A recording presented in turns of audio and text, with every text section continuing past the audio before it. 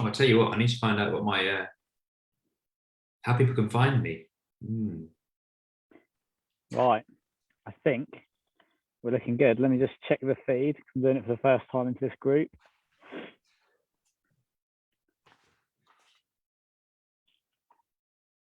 Fish has just jumped out of the water. Right, good. We are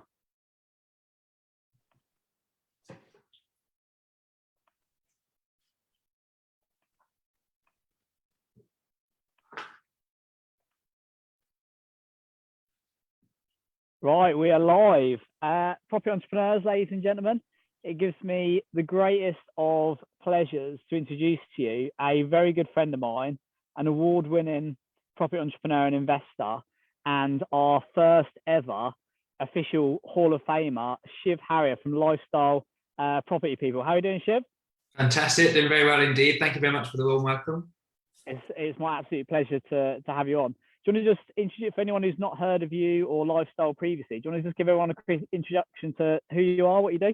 Yeah, absolutely. Actually, I think a lot of people won't have heard of us because, we don't sell to the property investors market. So, it's just not who we market to. But we're called Lifestyle Property People. That's the business we started in 2016. It's a portfolio building business. It's quite different from, property sourcing as a lot of people would know it. Hopefully we'll go on to talk about, what that's all been all about for the last couple of years. Absolutely. Shiv has been an absolute textbook example of what's possible when you take a blueprint, you go through the gears and you execute relentlessly. Over the last 4 years, I've had the pleasure of working with Shiv. He's gone from a small startup, 1, 2, 3-man band, up to a nice, big, established company, doing a couple of deals a year, up to doing many. And last year, he was actually recognized. On Property Entrepreneur, it's not just all about money and deals. It's also about personal and professional development.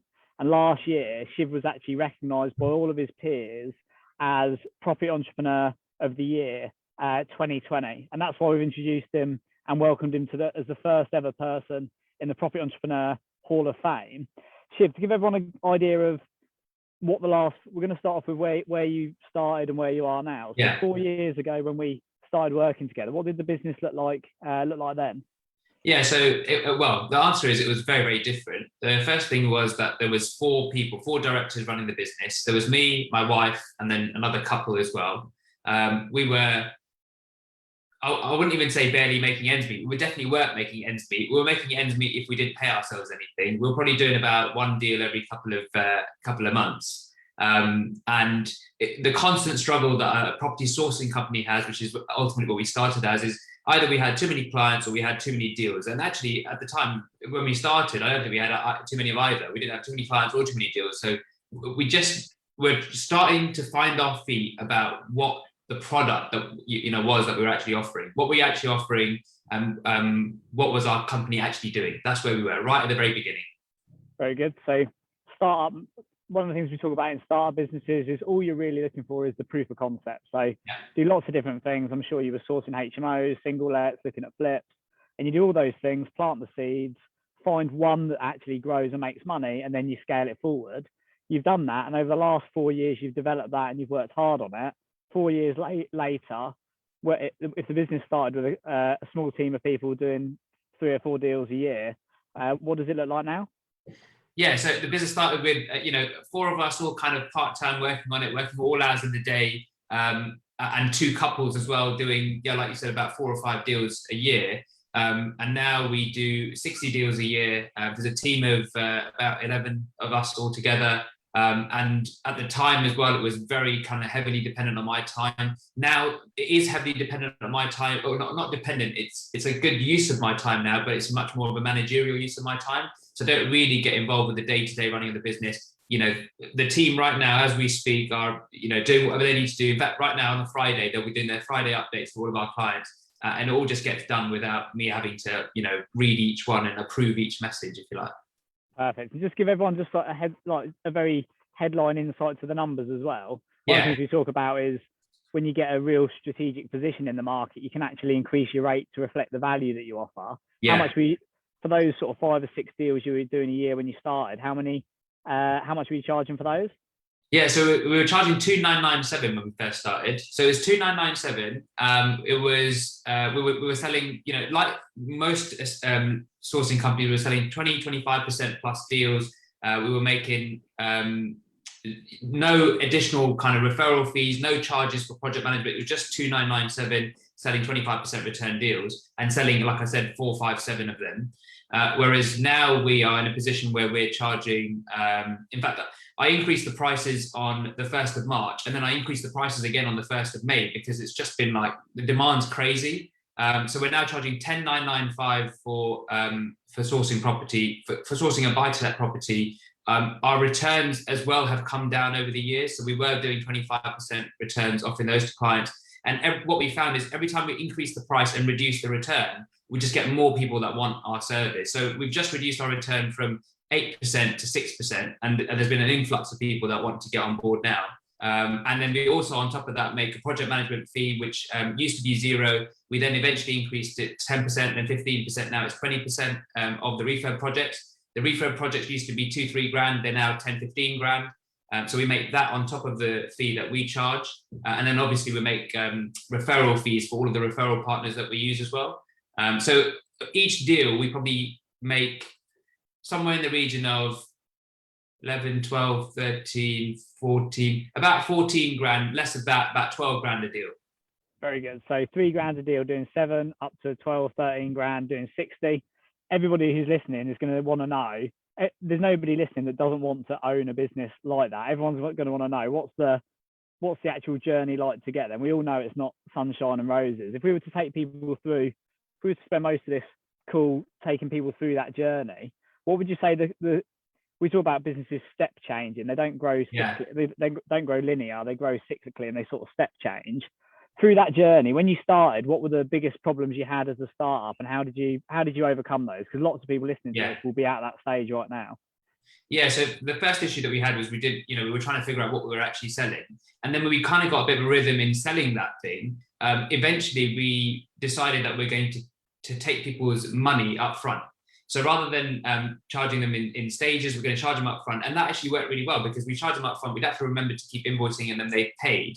The problem was then we ended up having lots of money in our account. And again, let's talk about what do we mean by lots of money. At the time, we had 60 grand in our account. We're like, oh my God, we've got 60 grand in the account. This is insane. Made it. Yeah, made it, honestly. It was actually the day before my business partner was about to come to the retreat on the board to write the business plan. I said to him, I need to speak to you today, because I'd been through the numbers myself, and we'd realized that we'd actually spent the 60 grand in fees, but we hadn't actually delivered the products for a lot of these people. So we were in a black hole of 60 grand. So the first challenge that we had was just like managing finances, I suppose. And then that was kind of like the first year. And I think what we teach or what we've learned on Property Entrepreneur is, like you said, because it's step changes. You can't solve everything in the first year. You've got to take one thing, solve that thing. It will take a while to solve that, then move on to the next problem, then move on to the next problem. So the first challenge was the finances. And the next challenge after that was, because of the finances, it caused me and my current ex-business partner to have a bit of tension. Shiv, because everybody's going to be in the same boat. Yeah. Every startup lives on the bank balance rather than the balance sheet. Yeah. Everyone who's listening to this, like, I feel the same. There's money coming in and out. We don't know where we stand. There's money in the bank, but we don't know if we're making money. How did you overcome that? So that was to get a bookkeeper involved. So one of the things we realized is I could do this stuff, but my time isn't being spent wisely looking through the books and working all that stuff out. My time's being spent wisely at that time delivering products. So we got a bookkeeper involved, and it wasn't just, get somebody involved. It's get somebody involved, and then you've got to then talk them through about what you want them to do. So every week we have a weekly meeting of here's the income, here's what's going out. Every month we have a monthly meeting. So all these things are just in the diary, and they just happen because they're in the diary. So how we solved that was basically by putting some checks and balances in to make sure that we never ended up in that same position again. Cool. So basic finance, get zero in place, get a P&L, get a business model in place, P&L and a balance sheet. And how often do you release those reports now? So we, on a monthly basis, we'll release those reports, and then a quarterly basis, we'll then update our budgets and forecasts. Fantastic. Next problem. that you faced? So you cracked that. You got a hand on the money. Then I got a hand on the money, and actually, so because of that tension that was caused by that finance problem, it was actually too much for our at the time partnership to bear. And in the end, I bought my ex-business partner out. So then it was me and my wife working at that stage. We went traveling, we came back for a little bit, and then we started solving the problem of, well, hold on a second, we need to grow the team a little bit because I can't be doing everything. So then we started to grow the team and bring on board really good talent. And I remember actually thinking to myself, how are we going to grow? Like, I've never done recruitment in my life. I've never wanted to be in recruitment, but there's no one else in my team. I don't have a HR person, so I've got to do it myself. And that's at the time I was listening to what we were doing on the board. It was springtime and it was all about recruitment, learned all the steps and just followed it. I think one of the notes to add is, I don't think I've done anything special. I've literally just followed the blueprint. And to tell you the truth, Dan, and I've told you this lots of times, I literally just look at what you're doing. I copy it. Copy is the right word. I don't follow it, I copy it. The key there as well is, on Property Entrepreneur, the blueprint's on us. We'll give you the blueprint. The execution's on you. And we all know that's the tough bit. And I think where you've shone definitely in the last sort of 2 or 3 years has been your ability to execute. And that's paid huge dividends. With the recruitment side of things, again, lots of people will be listening to this and thinking, well, that's all well and good. You're making £500,000 a year. You can go and recruit as many people as you want. Yeah. You weren't doing that at the time and you were recruiting. Did you have the money to recruit, or how did you justify spending money in those early days? Because a lot of people are hesitant to do that. It's a great question. So on the wealth dynamics spectrum, I'm a tempo, as you know, and tempo is like, I don't spend my money well. I want to keep it in the bank and never spend it ever. That's my ideal scenario. That's what I want. Well, that's definitely true for anyone that's listening. I know Shiv very well. That's how you roll. But as a result of that, even at the point that we had money, even right now when we've got money to spend, it's like, I don't want to spend it like too sparingly. I want to make sure that I'm spending it on the correct things.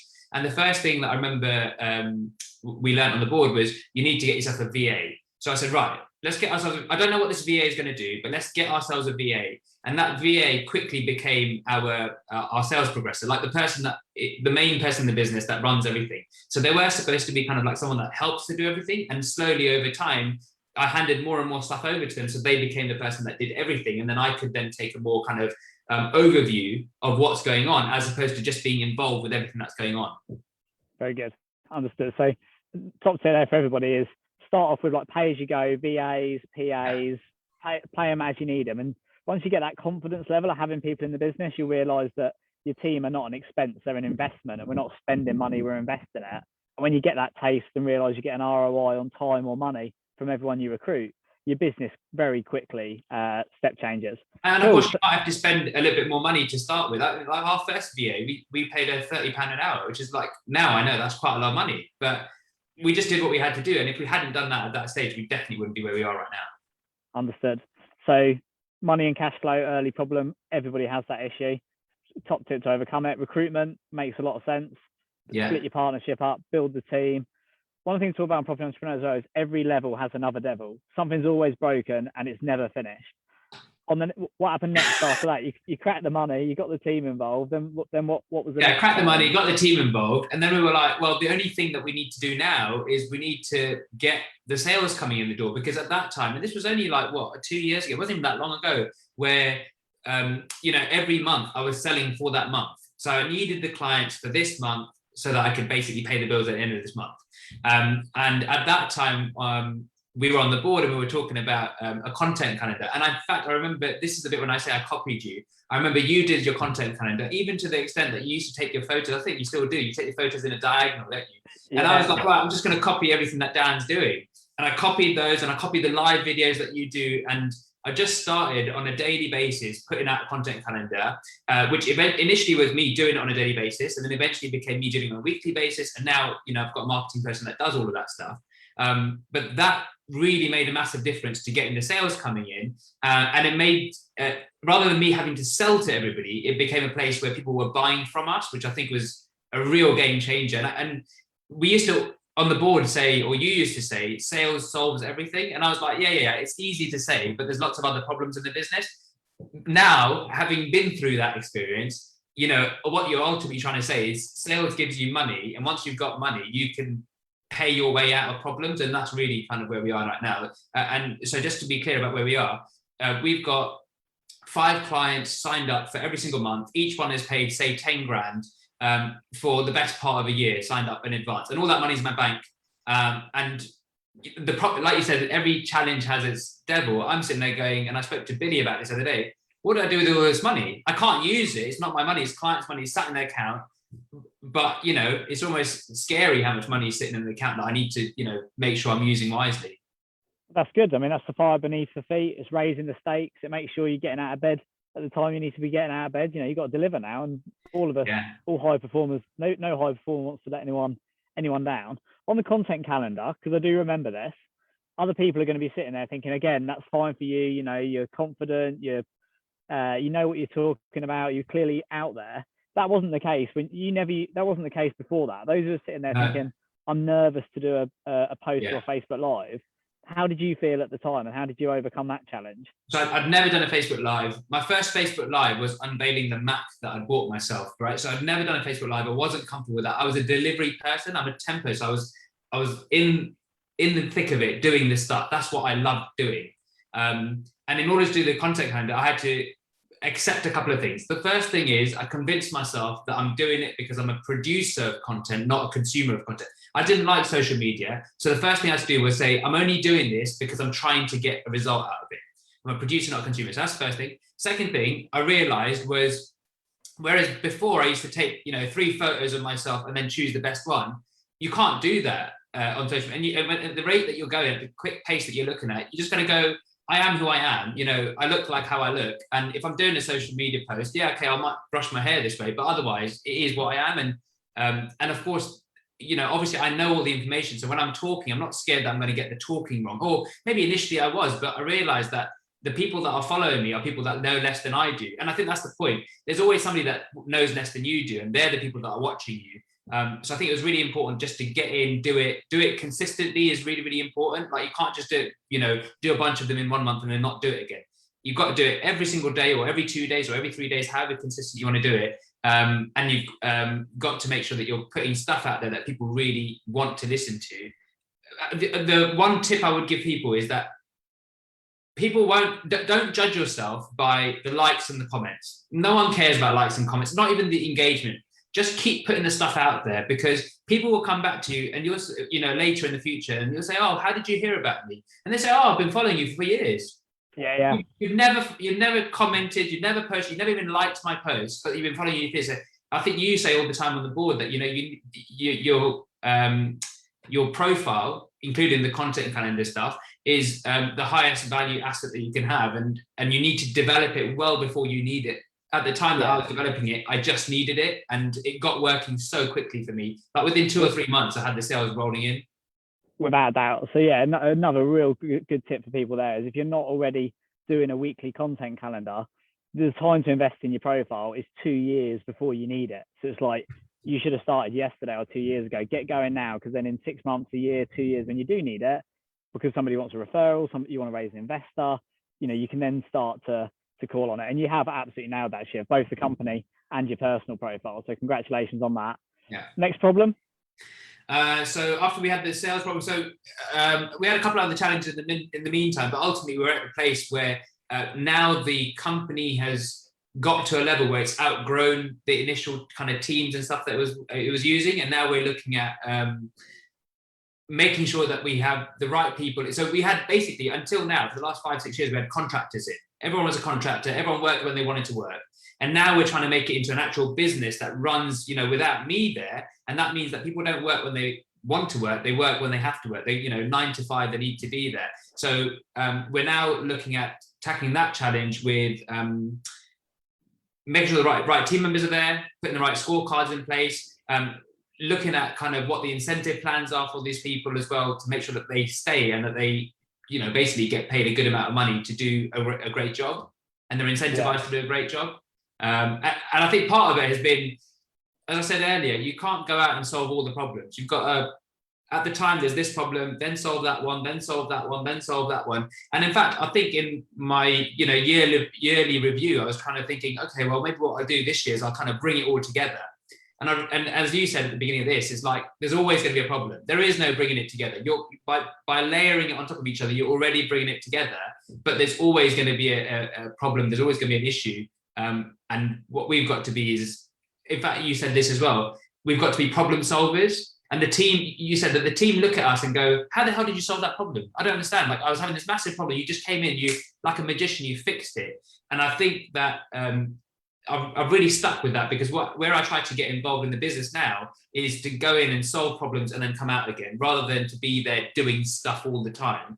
The team are there, they can do a great job doing their stuff. Wherever there's a problem, I see the problem, I go in, I solve the problem, I come back out and I crack on and look at the rest of the business. Absolutely. And the mindset from that, I've just actually finished a YPN article today about it, is the mindset that we had going into the pandemic was no problems, only solutions. It's like, we had a deal complete this week, a company that we were selling, and we got to the last day before exchange, and the biggest problem hit the deck, and everyone else was like, "Oh, we're gonna have to delay completion." But I was like, "There's no problems, only solutions. I just need an hour on my own with my journal to sit there, figure it out, come up with a solution." Everyone agreed. We got the deal done, and it's on to the next one. So, and even as far as that, Dan, like honestly, I think the great thing about you is that you don't mind that I'm copying. Even that, no problems, only solutions. I've told my team that. They know that is the case. Like these little Danisms, as I call them, like I just keep repeating them to the team, and they go, "All right, fine. That's what we're going to do. Like we are the team that has solutions, not problems." I'm just honestly just copying everything that you're doing. I'm not doing anything different. There's no genius here. Honestly, it's just what you're saying to do. Just do that, and step by step, it will work itself out. And we all know that's the hard bit. I mean, Josh approached me about 5 years ago when Josh had been on the board for about 7 years now. And he approached me about 2 years in. He said, "I don't understand why you're standing on stage and printing all this material and teaching people all your trade secrets." And I was like, there's obviously lots of reasons why we do it, but the information and the knowledge is such a small part of knowing what to, I mean, it's such a huge part of knowing what to do. There's nothing worse than working hard, doing the wrong things, like when you're dieting or training. But it's the execution that's everything, and that's only something that comes with discipline, skill, consistency. Just one other thing and that's clearly where you've absolutely nailed it over the last few years. One other thing to pull out of what you were saying there as well with the problems is we are the professional problem solvers. We jump in and we do our bit, and hopefully as the businesses get bigger, the personal pain of running a business reduces, and the return of owning the business increases, and that's why we. That's why we continue to do these things. The other thing with you when you're building a team, and you did sort of allude to it, but just to make it clear for everybody, is even though there's always going to be problems in your business, but they don't have to land at your door. And that's where you build a team of gatekeepers. And then your gatekeepers spend the majority of their day dealing with those problems, and only the real sizable ones that they can't solve or they need support with, filter down or filter through or filter up to land on your desk. Going to ask for probably maybe one or two more problems, but maybe let's do one problem and then a few top tips, Shiv, to finish. Where do you want to go? So you got lots, we can do a couple. Well, there was one more actually. So there was one before the one that I just talked about with the team. It was a case of, all right, we've got everything sorted, we've got the finances sorted, we've got the we know what we're selling, we've got the sales coming in, but then we didn't have any kind of like systems and structures for how to do stuff. And what we implemented basically, through lots of conversation was Asana, and then all the processes that back it up. So even as far as we have a process for every client that comes on board, because we take we collect their passport copies anyway as part of what we do. We're like, well, wouldn't it be nice if we wished them happy birthday on their birthday, because we had their birthday, right? So we have a process that says when you get the passport copy, you look at this bit over here, you add it to the birthday calendar, and then on their birthday, you send them this graphic with their name in that bit there. It's like every single thing we have, or we're trying to build processes for every little part of the business. And that took some time because, to be honest with you, when someone says to you, and I think this is the same with all these challenges, when someone says to you, build a process, like, where the hell do you even start with that? In fact, Kevin was saying this on the board yesterday. Like, where do you start with this stuff? And the way that you start is someone goes, right, here's a template, and you go, right, and you go, well, let me just do this one for, I don't know, sourcing properties. Well, how would I source properties? This step, then this step, then this. Who's going to do those steps? This is who's going to do them. And when are they going to do them? This is when they're going to do it. There's my version 1.0 draft. And then now we're at the point where the team are updating the processes rather than me having to update them. And I think the compounding of all of the value that we're getting here, or the value is really compounding because it's not just me having to do everything. It's like the team are all doing stuff to improve and grow the business. Yeah, absolutely. Most entrepreneurs love the sales because they're sexy, the tills are ringing, it's fun and it's exciting. They hate the delivery and the systems. They love the drive and the sales. They hate the delivery and the systems.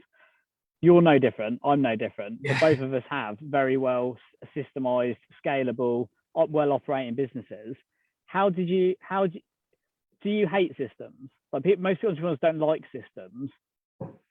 How do you feel about systems? I think it's exactly what you said. Like, sales is sexy. I love doing sales. I love the chase of it, right? And I think it's the same for anybody. I love the chase of sales, and when they hit the bag. And now, you know, when people sign up and they're like, oh, here's 25 grand, here's 50 grand to your bank account. It's like, okay, that's cool.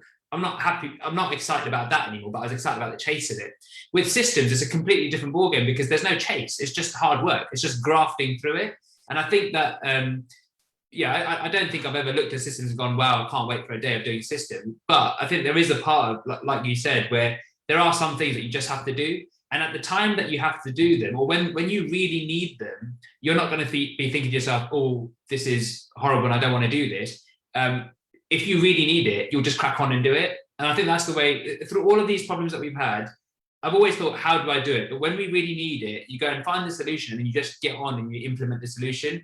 Yeah, and that's exactly what happened with the systems. And you know, I think maybe 3 years ago, someone must have mentioned on the board about an ops manual. And I said, what the hell's an ops manual? Well, an ops manual is just all the processes put together. And I was like, oh, right, okay. So we basically started to create an ops manual. But I thought, well, how are we going to do that? And what we did was we kind of created a basic version. And then every so often, our team goes and adds to, every year during winter, team adds to it and adds to it and adds to it. And now I can confidently say that we probably have a manual of how to run a property sourcing company and make it profitable. And I think that's really important, the last bit, because, you know, for a long time, like most businesses, for a long time, our business was not profitable. Even when we were doing, you know, 20 sales a year. And remember, 20 sales a year, even if we're selling about 5 grand a pop, that's a lot of money, 100 grand. But because you've got costs, you've got team and stuff to pay, you know, you're not really taking any of that home. And I think it's only been, you know, after sort of 3 or 4 years, probably after about 3 years on the board, that we kind of got to the point where we're like, okay, do you know what? Now we're taking home some good money, and it's now kind of like starting to pay off, if that makes sense. You know, yeah, absolutely.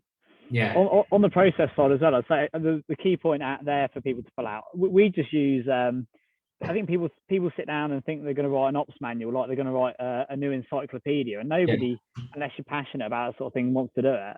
If you just get a Google sheet, a Google Word doc, which is editable by everybody, and just start with one process. So my new assistant that joined us recently, every time we come up with a new process, so there's a process for these. I record it, she types it down, puts it in there, we agree it. That's the first process. Then next time there's another one, you add it. And over a period of days, weeks, months, years, you end up with a blueprint, which means you've got a proper business, not an actual, not a job. So Definitely. Yeah, processes. For me, the more processes I can build, the more progress I can make. So I know that every job that I do, if I can process it and delegate to elevate, then we can keep moving forward and we don't run out of time, essentially. That's it's exactly what I say, what Josh says all the time about, in fact, you say about the team, that the team's your asset and they're not a cost to you, they're an asset to you, they're actually going to be making you money. And the processes allow them to do that without needing you there. So if you can build a process out and go, instead of you having to spend, you know, as I was doing midweek mentoring with Josh yesterday, instead of you spending, this is exactly what I used to do. When I recruit a new person, I'd spend a week with them, teaching them everything. And more than likely, I'd hate it because it's a whole week of my time. They'd hate it because who wants to spend a week, you know, learning stuff in a classroom-based setting? And we wouldn't really make a lot of progress. Now I can say, right, there's the process. 13 hours. You know, crack on and do the bits that you need to do. That's the bit that you need to read. That's the task that you need to do. That's the actions that you need to do from the process. And they just crack on and go and do those things. So I don't have to be involved. And it's a very leveraged way of kind of running the business. Absolutely. That's the mindset. That's the progress. And that is the blueprint everybody needs to follow if they want to build a proper business and not just burn themselves out being an overworked and underpaid landlord or investor. Right. if there's any other killer problems you want to share, probably now's the time to do it. Otherwise, we'll move on to 3 high value top tips to finish that you would give to people to go away and progress in their own profit entrepreneur journey. Yeah, okay. Some tips. So the first one is, so everyone will know that as an entrepreneur, well, that's certainly been my experience, it is a very lonely journey. It's a lonely journey unless you surround yourself with the right people. And, people have heard this saying that, you're the average of the 5 people that you spend your time with. And I think that we, on the board, we spend a lot of time together. And the only reason I think that I've made the progress that I've made is because we're all making progress on the board. Like, everyone's doing it. And I think it's really important to surround yourself with the right people, because you don't know what you don't know. And only when someone else says it and goes, oh, what about this? And you go, oh yeah, I didn't know about that. Why don't I go and solve that problem? Or like I said, right now we're looking at scorecards. I know the problem, but I don't know what the solution is. I know the problem is that, I'm not happy with, productivity of my team. Someone goes, oh, have you got scorecards? What the hell's a scorecard? Right, well, let's start looking at that. So I think surrounding yourself with a great team or great people that are on a similar journey, that are doing similar things, maybe different businesses, but they know what they're talking about, because you don't know what you don't know. That's a really good tip 1. I reckon, just to finish tip 1 off, can you remember the 3 peer groups that we say everybody should have? Yeah, so there's people that you look up to so that you can move in that direction. There's people that are in your peer group that are in the same level as you, and then there's people that look up to you. Is that right? Yeah. So advice I got from, I can't remember where it was from, a few years ago. I say a few years ago, probably 10 years ago. We should have 3 peer groups. One that's ahead of you, from you can learn from following. The second are from those that are behind you, that you can learn from teaching, because we learn as much teaching as we do learning. And then the third is those that you can share the journey with, to share your challenges and celebrate your successes. And that's, that is what all the levels of profit entrepreneur are really. Yeah. Tip 2? Tip 2 is from my own journey, is don't compete. From when we started, we've never aimed to look at any of our competitors. What are they doing? I don't know and don't care.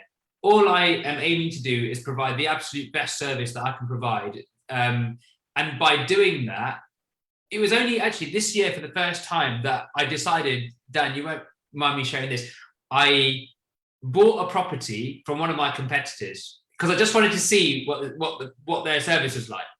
So I'm in the process right now of buying the property, and God, their service is shocking, and they're one of our best competitors. And and that's when I increased our prices, because I was like, bloody hell, we're charging too little for what we're doing.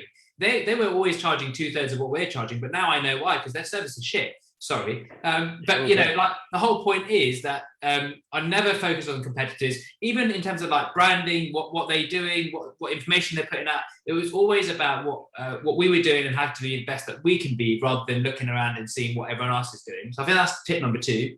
Absolutely. Shake hands with the competition.